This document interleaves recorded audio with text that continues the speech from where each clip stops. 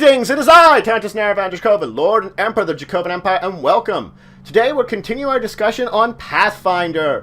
I was talking about magic last time. There's some more details about magic to talk about, of course. Now, let's talk about spell effect stacking. Now, the first thing is that spell effects that give bonuses or penalties, there's different rules for them ability to stack. If it is the exact same spell, it does not stack with themselves. So spells do not stack with themselves. That's the first thing to know. Second, spells that give the same bonus, regardless if they're different, do not stack also. So the same bonus does not stack with itself. Now, bonuses of different types do stack. So that's when you're looking at actually stacking spells on top of each other.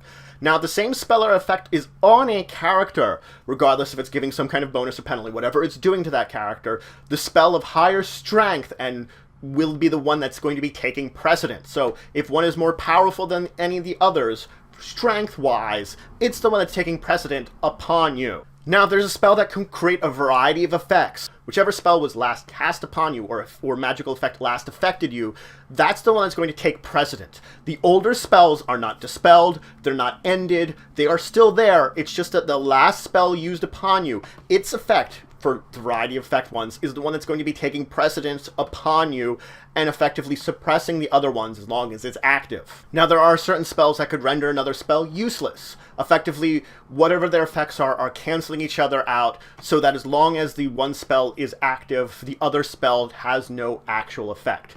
Now, for mental control spells, if more than one mental control spell is upon you, then if neither of them are technically interfering with your ability to act, then both of them will be active upon you. So if neither is making me that I can't do anything, then both of them are actually affecting me. Now, should I get conflicting orders or conflicting control from two different sources that are controlling me at any time, they would have to have opposed charisma checks against each other to see which one of them controls me more at this point in time. They would repeatedly do this every time that I get conflicting orders or conflicting control from both of those. If both of them are giving me the mental suggestions / controls and neither conflict, I'm being affected by both of them. And of course, I'd be following those orders to the best of my ability. Now, there are spells that have opposite effects. Opposite effects don't necessarily cancel each other out, but they sort of shadow each other out. So you might have both having their normal effects, but the normal effects at that point in time will effectively be shadowing each other and causing no effect to happen to you. So if one effect is here and one effect is here, whichever one would end first, then I'd have the normal effect of one of them. So it's not rendering them useless, it's effectively just they're overshadowing each other and making it that I don't. So if like one's giving a bonus, one's giving a penalty, they would just sort of shadow each other out so that nothing's going on with you. Now let's move into talking about spell descriptions. Spell descriptions give all the information about what a spell is, what you need to know about it, everything about casting it, what it does. It first will give, of course, a name. Then it will give schools and sub-schools. So let's talk about the schools and sub-schools briefly because it's important to know about them. The first school is Abjuration. If you're seeing a spell that's Abjuration, it's going to be protective spells. That's the main theme of Abjuration. After that is Conjuration spells. Conjurations either transport materials or create materials. There are 5 sub-schools to Conjuration: Calling, Creation, Healing, Summoning, and Teleportation. So if you've got one of those sub-schools, you're going to be not only a Conjuration spell, but one of these. Notice that Healing's in here. And Summoning, of course, and Transportation. And Teleportation. An interesting selection within Conjuration. After that, for a school, is Divination. Divination gives you the ability to, like, sort of view or detect things at a distance, whether that's really close up or that's very far away. Now, the sub-school for Divination is Scrying. Scrying is, like, remote viewing something or remote senses to somewhere. Now, the next school, of course, is Enchantment.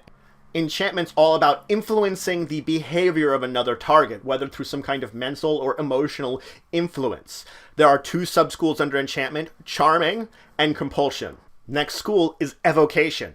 Evocation is all about using magical energies more often than not to use them to attack someone else. So if you're looking for most of the attack spells, they're going to be, of course, Evocation. Fireball's an Evocation spell. Next up is Illusion. Illusion is all about tricking or deceiving the senses of whatever targets you are, making them think something's either real or tricking them in some way, overriding their senses. Now this is another one with 5 sub-schools. It's got figments, glamours, patterns, phantasms, and shadow. Each of these has unique ways of doing things that when you look at them, they're a little different in theme and what they're doing to affect whoever you're targeting with your illusion. Now, when talking about illusions, we do have to talk about disbelief. Disbelief is your character's ability to effectively ignore an illusion. Until you interact or do something that would, or the illusion does something that would fail its ability to trick you, you do not disbelieve it. You think it is real. So it's unlike a lot of other spells where you're saving as soon as you're exposed to it.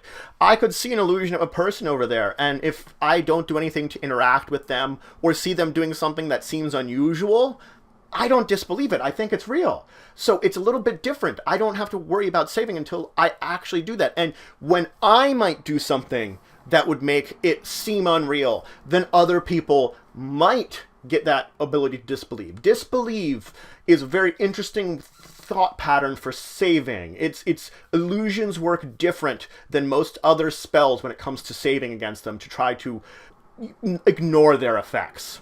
So moving on for schools, we have necromancy. Necromancy is, of course, controlling the energies of life and death.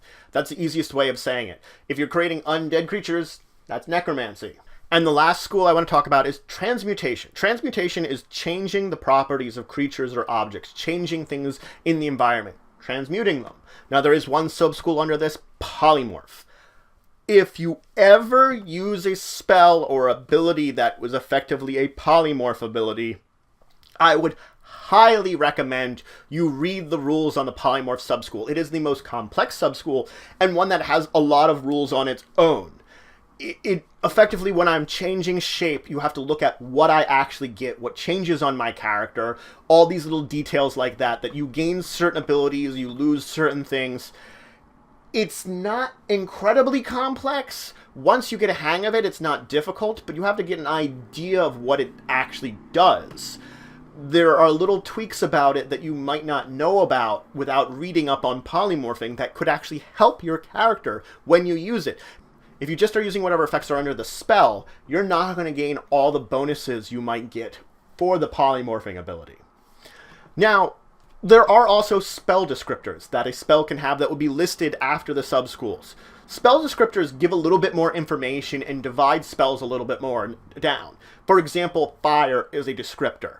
There's not a fire sub-school, but if I'm using a spell based upon fire, I can see in the description, fire. It will tell me this spell involves fire. Now, spells are all categorized from level 0 to 9. It will tell you effectively how powerful a spell is. Level 0 being very weak spells, ones that you're going to be using a lot. You get unlimited level 0 spells, or your cantrips. On the other hand, level 9 are incredibly powerful. You have to be very high level and very powerful in order to use one of these incredibly potent spells. That's it for today. I went over some of the basics of how magic effects and spells can actually stack either with each other or interact with each other, and I went over some of the basics of spell description. I went over, of course, the most important part of it, your schools and sub-schools that spells will have, giving you a brief idea about how to divide up the spells a little bit. In the next episode, I'm going to continue with spell description and go over more details about how a spell works, understanding it a little bit more. So, if you have any questions, comments, anything you want to say, anything you think I left out, please just leave it in the comments below. Please like, share, and subscribe. It shows your support for the channel, the empire, and the work I do. And until the next time, I bid you farewell.